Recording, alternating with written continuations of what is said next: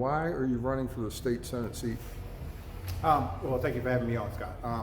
I ran in 2020, and West Baltimore, if you want to know, District 40 is West Baltimore and Baltimore City. Dilapidated houses, high crime, and poor education. Well, fast forward in 2022, the situation is still the same, and it's gotten a lot worse. So I decided to throw my name in the hat for 2022. I really want these problems in my district to be solved. Only conservative solutions will work. Liberal solutions have tore the community down. The people in the community, the residents in the community, always want to change, but they never understand that the change that they need is a conservative change. They keep voting the same people in, and they keep getting the same results, and things keep getting worse and worse. I want to get in there as a conservative candidate and show them that West Baltimore can look, and that District 40 can look a lot different under conservative leadership. Yes, I fully agree with you. I mean, a mayor of Baltimore City is telling his constituents to shut up. I can't believe that. If I was an elected official in Baltimore City, I would be sticking my foot in Brandon Scott's butt and saying, what do you mean shut up? Maybe you should shut up, because the constituents deserve better respect than that. So he's not doing anything. And then what? He told people to stay in their houses. If you don't like the shootings going on out on the street, stay in your house. That means you're a prisoner in your own home. So what kind of sense does that make? Well, you see, you know the situation then. You know the situation in Baltimore is just getting worse. And our mayor telling people to shut up is because he wants people to be quiet, because even liberal Democrats are starting to complain now. After all, we're the ones in the city, the people that live in the community are the ones that's being victims of the crimes. So when you got the residents locked in their homes, when you got the residents with poor education, when you got the residents with high crime and people shooting and squeegeeing in their neighborhood, the only people that hurt is the people in the community first. So I don't know what the mayor is trying to do when running the city into the ground, making it bankrupt, or whatever agenda that they have. But it's obviously we need new leadership at this time. You're 100% correct. Now, I'd like to hear a little bit more about the squeegee kids, which you think should happen.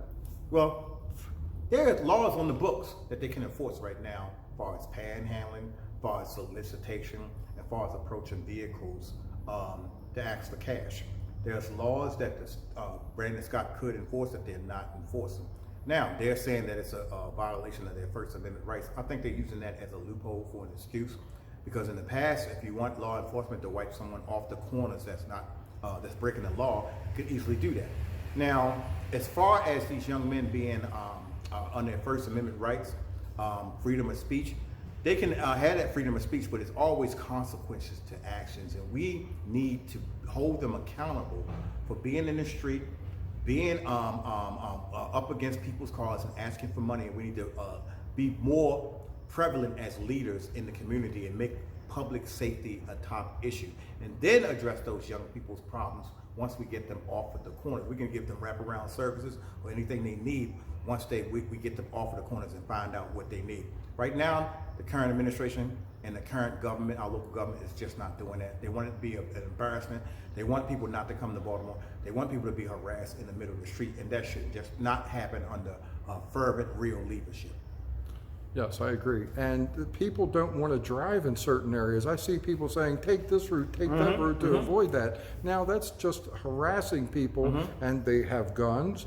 There's been a killing of, actually, yes. I'll just call it what I feel it is. I believe it's murder. It is murder. I mean, the way that this young man had taken this other person's life, and I don't think that person that got out with the bat just got out just to play with them, meaning that he didn't wake up that day and say, you know what, I think I'm going to go down there and do this. Something happened to drive that man to why he got out of the car.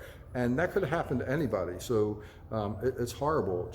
I had an incident in Baltimore City where I was with my friend, we were doing some work, and there was a group of people that got in front of my van. I stopped and they started banging all on the van.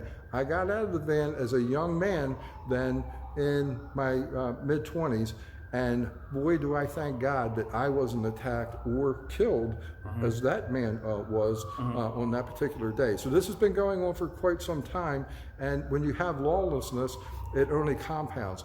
But the worst thing that I feel is that the kids in Baltimore City and county and throughout the United States of America are not getting the education they need. So I hear the county council and certain political figures say they're going to do this and that for the squeegee kids and everything. The first daggone thing they need to do is give them education so they're not aspiring to be squeegee kids, drug dealers, or shooters out on the street. Right. I'm here with Giovanni Patterson tonight. He's one of the people that sits on he ran for city council president in 2020, and he has the same solution. He says education, that's the Absolutely. problem. And I believe him, education is the problem. Once we fix education, we'll have people going out to squeegee on the corners. We're working on that now. It's going to take some time, but we're right. Systematic oppression exists in the education system. We're working in the right place to solve the problem. Now, a lot of people say that we're talking about the city and the city makes the city looks bad. No, we got conservative candidates standing up right now to defend for the city because we believe it's a beautiful place and it's worth saving. And I think the residents need to look at us. They might not recognize Republican candidates in the city, but they need to look at us and recognize, wow, maybe we need a change.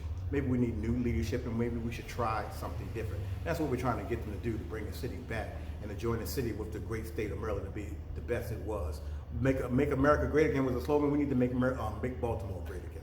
Yeah, so you have businesses that are moving out. They don't want to be here anymore. You have people that are decent people that don't want to be living in this kind of environment. They're getting the heck out of Baltimore City. So, and unfortunately, a lot of the city crime is coming to the county, and it's not, and I'm talking about Baltimore County where I live, but it's also going to neighboring Anne Arundel County. It's going all over the place. So what we need to do is solve the problem that we have in Baltimore City, and once we do that, that will help clean up the other areas.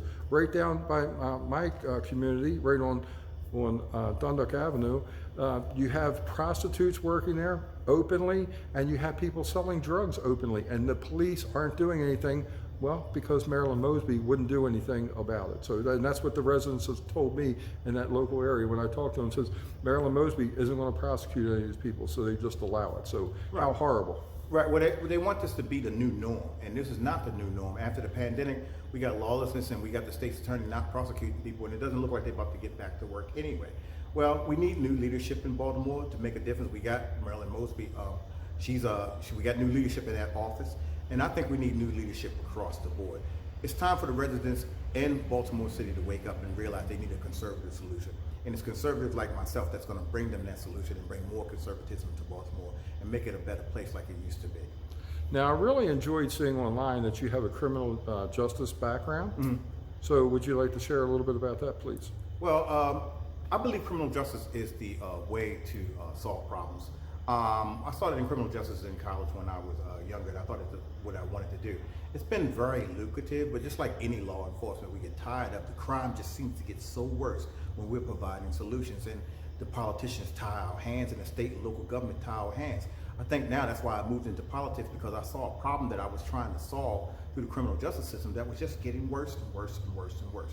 Our politicians, every time we lock someone else up or for a crime, our judges and our politicians let them right back out.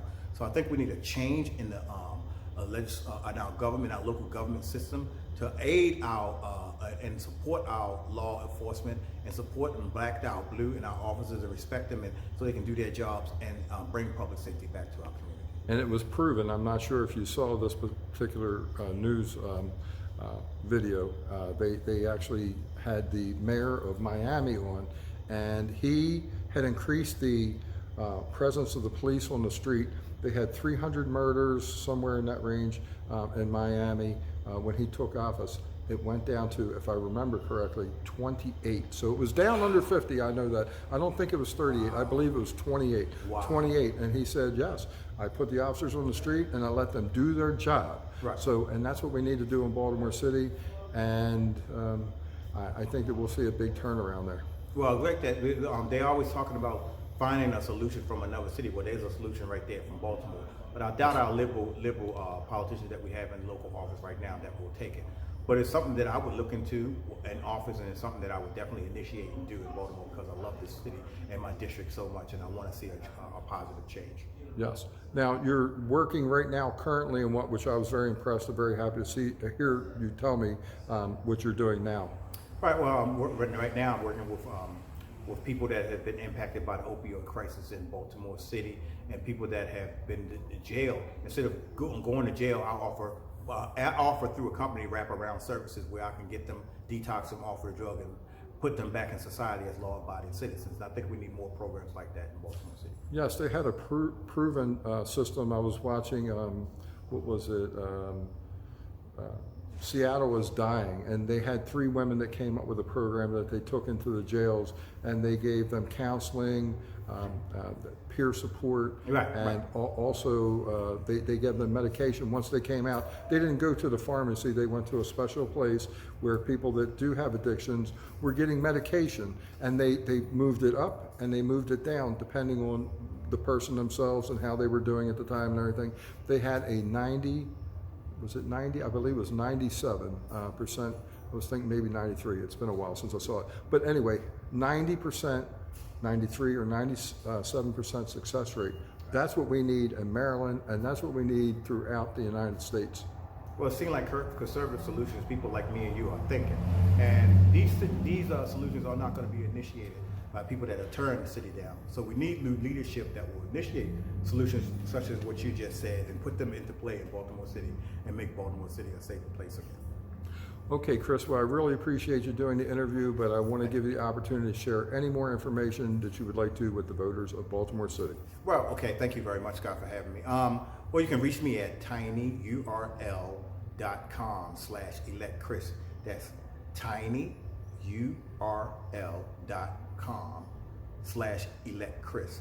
You can look up also on Twitter at CAnderson2020 and on Facebook at Chris Anderson 2020. It all started in 2020 for me. It all started a change for Baltimore in 2020, and I want to see the seed of conservatism grow in the city. So yes, thank you for having me. You're working with a group too. I meant to mention that you're working with a group of people that are bringing change. Yes.